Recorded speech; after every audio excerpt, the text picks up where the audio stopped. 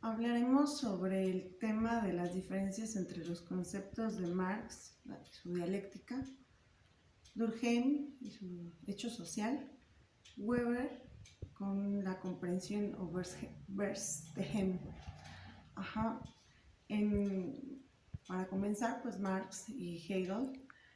Marx se basó en la dialéctica de Hegel, que era un importante filósofo alemán y máximo representante del idealismo, de quien retomó sus postulados para el estudio del mundo material existente. Para Marx, estas relaciones existentes tenían que ser recíprocas y debían valorar las influencias sociales que pudieran existir. Y entonces, pues Marx defendía que los valores sociales no se separan de los hechos sociales. Porque si no, de lo contrario, pues se traduce como inhumano. Tanto los hechos como los valores siempre están relacionados y entretejidos como los fenómenos sociales del mundo natural. Sin embargo, en el estudio de Marx, que es más complejo de lo que se supone, cuestiona no solo los hechos, sino también a la capacidad que posee el ser humano, en el cual depende del entorno en el que se encuentra. Él argumentaba que la interacción entre las personas es necesaria, así como la reproducción de objetos que ayudan a la supervivencia de la misma. En el caso de pues, su teoría de la dialéctica, él concibe al movimiento como uno de los elementos más importantes para el ser. La realidad está sometida al devenir y la historia, es decir, quien no comprenda el cambio como un proceso que forma parte de la construcción de un objeto es incapaz de comprender la concepción del objeto. La contradicción tiene su origen en el cambio, porque la realidad es el ámbito en donde nace el conflicto. Idea que se aterriza a la teoría política. Se refiere a las distintas construcciones sociales que son consecuencias de pensamientos antagónicos. Su racionalidad del cambio, él piensa que sigue un orden, una racionalidad que se genera a partir de la realidad.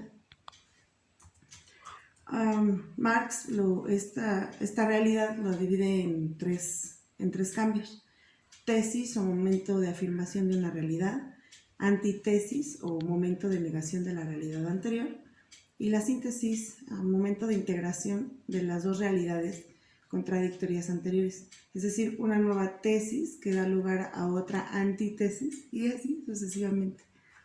Interpretación, no fragmentación de la realidad, que son las cosas que conforman la realidad, se encuentran en una relación con todo. El estudiar esta teoría de Marx implica emprender un análisis histórico del desarrollo económico de la sociedad. Sus postulados son considerados una herencia teórica que hoy en día se aplican al campo de diversas áreas de estudio. Hablemos ahora de Durkheim. Las características de un hecho social en definitiva, es una manera de sentir y de actuar que es exterior al individuo y que orienta su conducta. La cultura se encarga de moldear al ser humano y lo predispone a pensar y actuar de un cierto modo, según aquellos elementos culturales que el sujeto interiorizó en su proceso de socialización, actuará de una forma u otra. Puede decirse, por ejemplo, que los hechos sociales son colectivos, porque forman parte de una cultura, no son individuales. Son coercitivos también, porque inciden al accionar individual. Y también son exteriores, porque se imponen desde afuera por costumbre, es decir, se repite.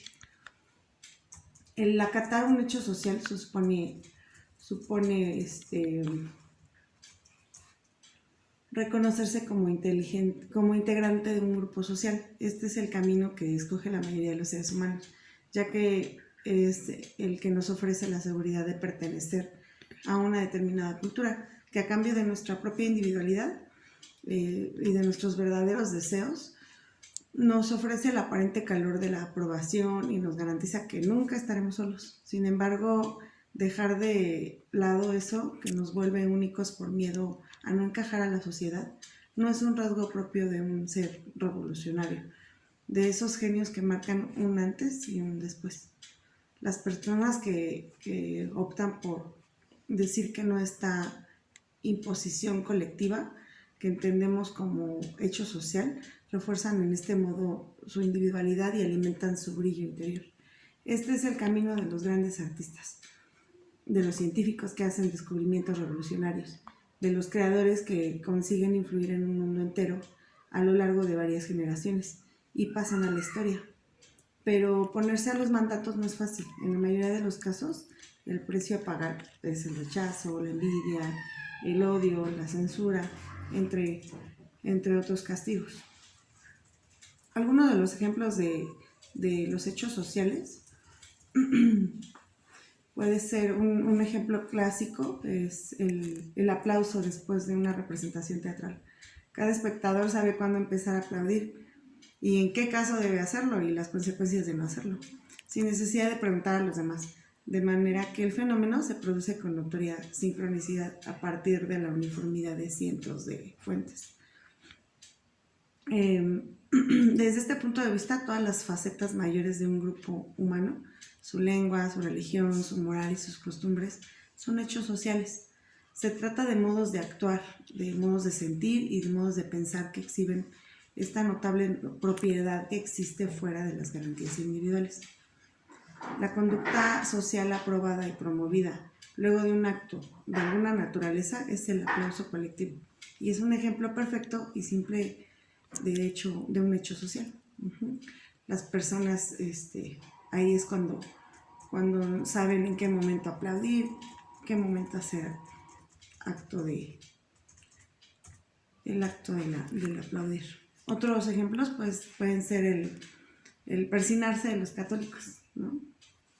Entre la comunidad católica, la persignación es una parte aprendida e impuesta de un ritual que no solo lleva a cabo el final de la misa o momentos indicados por el párroco, sino que además tiene lugar en momentos clave de la vida cotidiana, en presencia de una mala noticia, como gesto de protección ante un evento impresionante.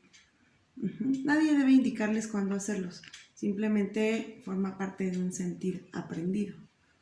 Los nacionalismos, por ejemplo, también el fervor patriótico, la devoción por los símbolos patrios y otras conductas de amor a la patria son fomentados abiertamente por la mayoría de las sociedades.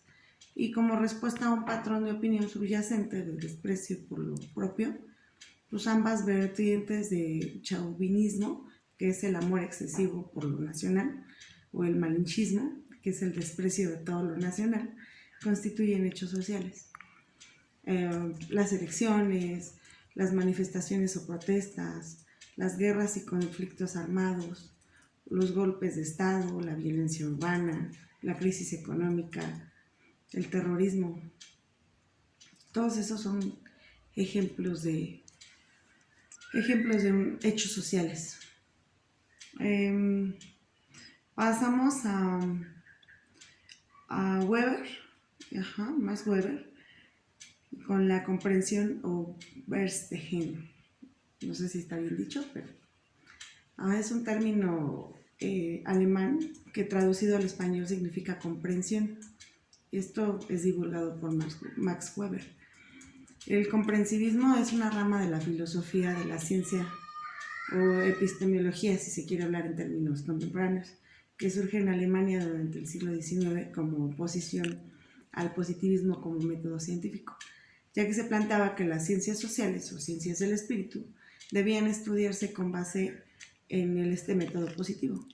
A grandes rasgos, el positivismo planteaba que las ciencias debían estudiarse en un único lenguaje, el físico-matemático, y que la base de la fundamentación se hallaba en la observación. Willem Dilthey fue uno de los impulsores del comprensivismo, afirmando que a diferencia de las ciencias de la naturaleza que se adaptaban bien al método experimental que explica los hechos, las ciencias sociales no se pueden reducir a leyes generales en lenguaje matemático, sino que se debe comprender la vivencia en su conjunto aplicando a la Verstehen, la cual intenta comprender al individuo, entender y buscar motivos racionales de su proceder. Es un método útil que prosigue Dilthey, es aplicar la hermenéutica, la cual intenta muy resumidamente interpretar el significado de los fenómenos. Lo importante es a destacar el comprensivismo es su rompimiento de la ciencia social como rama de las ciencias naturales. Ajá.